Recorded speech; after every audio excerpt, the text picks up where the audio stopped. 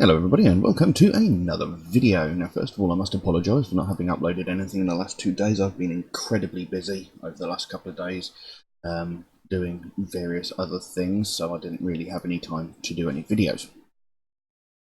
Now today I'm going to be looking at a band that I had never heard of before until yesterday. Yesterday I received an email asking me if I'd do a preview/review of the new album by a band called Epta Astera. Now, I'd never heard of them before, so I gave it a listen, and I was really quite impressed by what I heard, and there is actually a write-up of my review of the album on my Facebook page, if you want to have a look at it. But yeah, it's something I'd never heard before, so I tried to find out some information. It was very, very hard to find any information about them. So I had to ask around a bit, and I found a little bit. I'm not sure how much of this is actually accurate.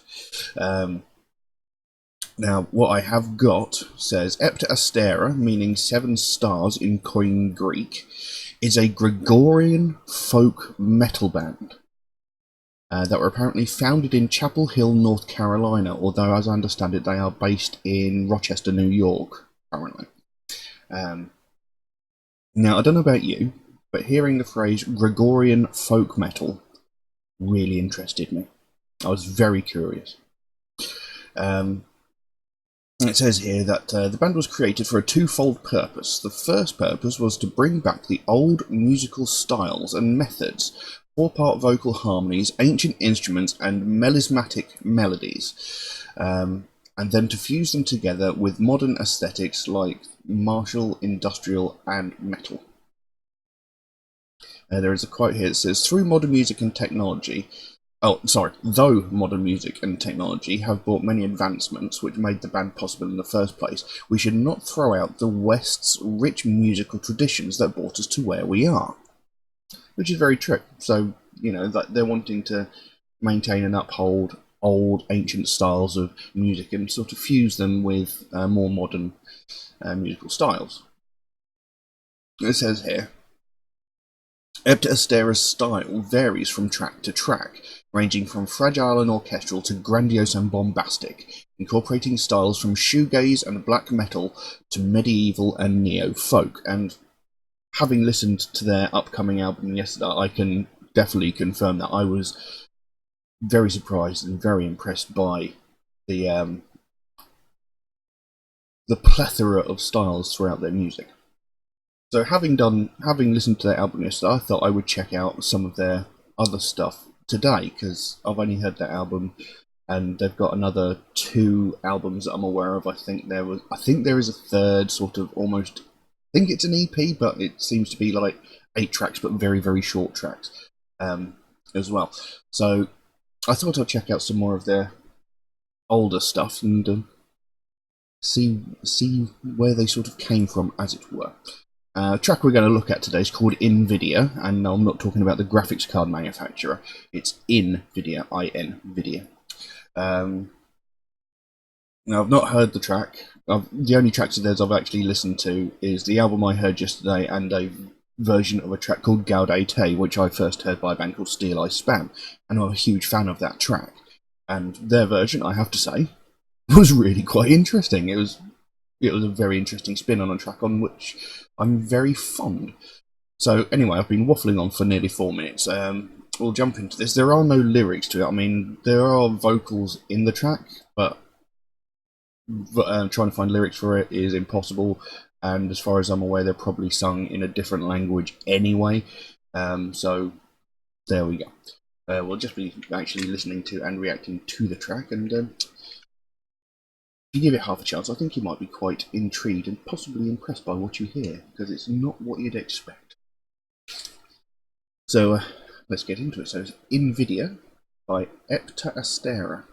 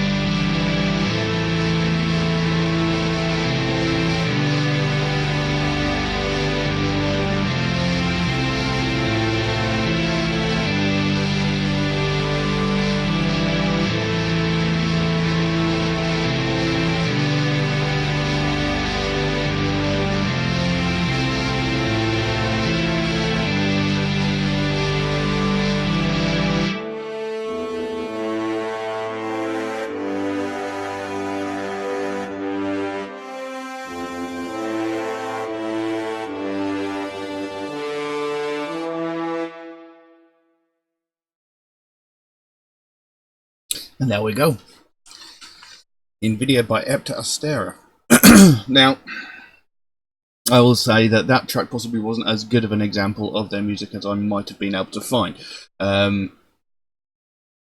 Because in what I listened to yesterday, the album that I listened to yesterday was unbelievable. It's an album called Feste Burg. It's coming out on the 31st of October this year. But I will tell you more about that in a minute.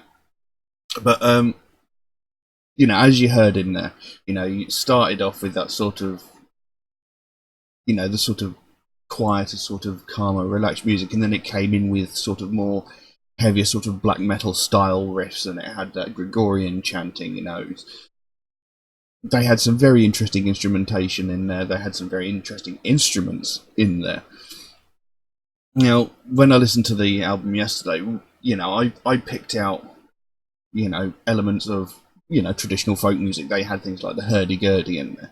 Then they had the black metal in there. They actually had black metal vocals in some of the tracks, you know, the sort of harsh black metal vocals that you would normally associate with bands like Emperor, Hecate and Throne, Dimmu Borgir. And then they had some guitar riffs that were like reminiscent of bands like Pink Floyd. You know, they mix so many different styles together, but it all works really, really well. I mean, that track, I really enjoyed that track myself. You know, I love the sound of the Gregorian chanting, you know, over the music. You know, it sounds amazing to me. When I listened to their new album yesterday, I was hooked before the second track was even halfway through. It was an astonishing piece of work. And, you know, I went to their Bandcamp page and looked at their other two albums. I'm going to be getting my hands on those. I'm going to be buying those because I just really like the style of music. I've mentioned before that I really like instrumental music. I love instrumental music. And, you know, there is a vast amount of instrumental music in this, but there is also a vast amount of vocal over the top. And it's just something that really interests me because it's not a sort of genre of music I would ever think of. You know, Gregorian, folk, black, you know, all these styles of music coming together into one thing. It's a very unusual combination. And there, like I said, there are some tracks on that Feste Burg that were just amazing. I mean, the very last track on the album, for the most part, is it's almost entirely a black metal track, but it still has the elements of the Gregorian vocals. It has the medieval instruments, you know, throughout the track as well, and it was unlike anything I'd ever heard before. And it's something that I'm definitely looking forward to seeing again. Now,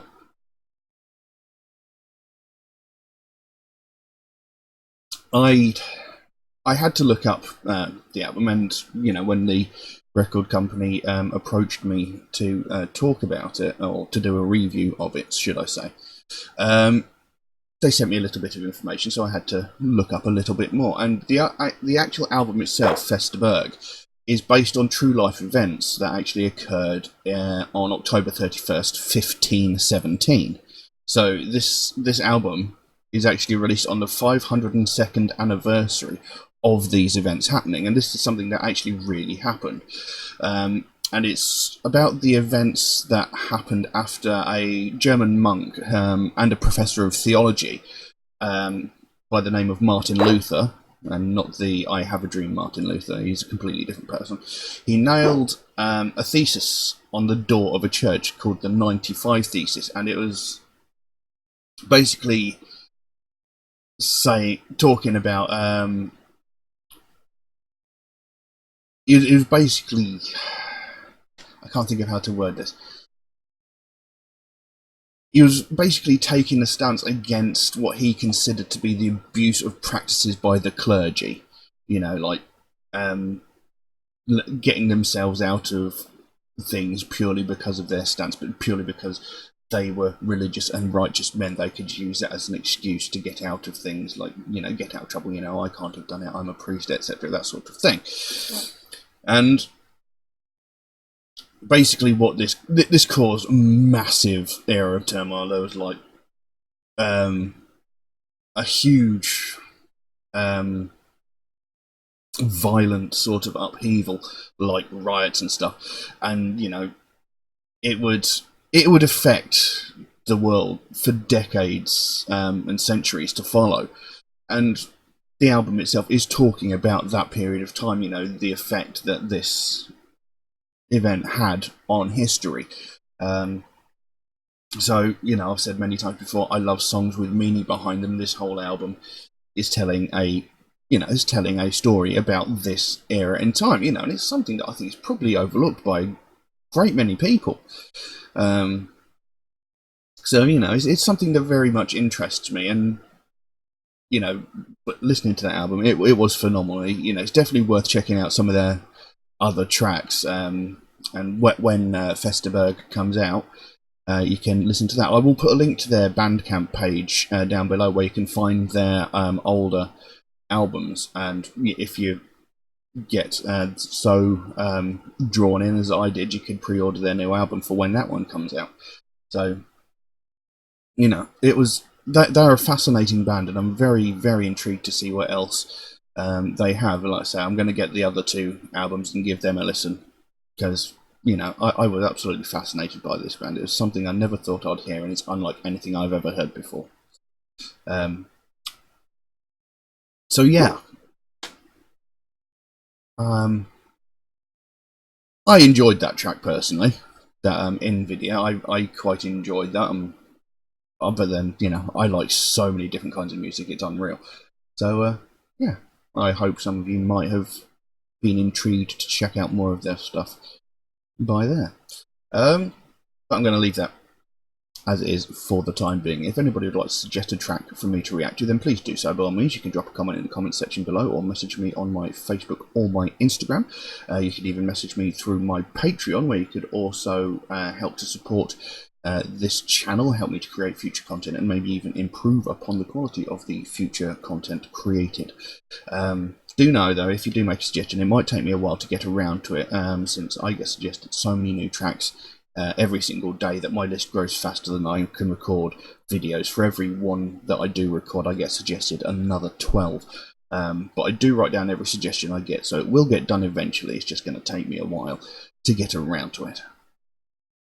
Also, Metalhead Reacts is a proud supporter of the Sophie Lancaster Foundation, a British-based charity whose main goal is to put an end to hate crime, mainly those aimed towards those of the alternative culture. Something that I believe in very passionately, something I feel very, very strongly about, and something I think needs more attention bringing towards it. Because every single day, we hear about all kinds of hate crimes all around the world. We've got racism, sexism, religious hatred, ableism, we hear about these sorts of things every single day, but what we're not hearing enough about is these people that are getting violently attacked and viciously beaten because of their taste in music, because they listen to alternative music, or because they wear a t-shirt with a band's name on it, And it's something that happens every single day, all over the world, but it's getting ignored. Not enough is being done to stop it. And people are getting severely hurt, severely injured. People are even getting hospitalised just purely because of their taste in music. And it's something that doesn't make sense to me, but it's something I've had to live with all my life. Loads of my friends have had to deal with it. I'm sure some of you have had to deal with it. And it's something that really needs to be done about it, because, like I said, people are getting hospitalised. People are getting severely injured. And when it comes to a point where a girl like Sophie Lancaster, who's walking home with her boyfriend, Rob Melby, minding their own business, and they get set upon by a group of people, and they are beaten so severely that she dies from her injuries, things have gone beyond ridiculous. Things have gone way too far, and something needs to be done. When someone loses their life because they have a different taste in music, things have gotten ridiculously stupid. I mean, you don't attack someone because they like different movies and TV shows to you. You don't attack someone because they like different flavour ice cream or different flavour crisps to you. So why would you attack someone because of their taste in music? Their taste in music has no effect on your life at all. What they wear doesn't affect your life at all. If you don't like what they're wearing, don't look at them. It's really quite simple, You don't have to beat someone up just because they're wearing a T-shirt with a band on it. You know, it's sickening that this happens, and it's truly sickening that someone loses their life because of it. It's unacceptable and needs to stop. And this is what the Sophie Lancaster Foundation is all about. They want to put an end to this. They don't want to see another family go through what they went through when they had to watch their daughter slowly die over a period of 13 days while she was in a coma. Nobody should have to see their child die. Nobody should lose their life because they like different music.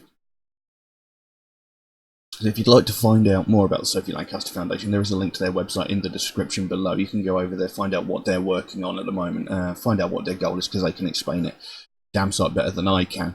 And if you can help them out in any way, even something as simple as one of these Sophie bracelets, you can get that on their web store. They have a bunch of other really cool merchandise as well. If you can help them out in any way, a small donation, even like one of those wristbands, you know, the smallest amount can make the biggest difference. And the more attention we bring to this, the sooner we can help to stamp out prejudice, hatred, and intolerance everywhere. But I'm going to leave that as it is for the time being. Thank you all very, very much for watching, and I'll see you again soon. Bye bye.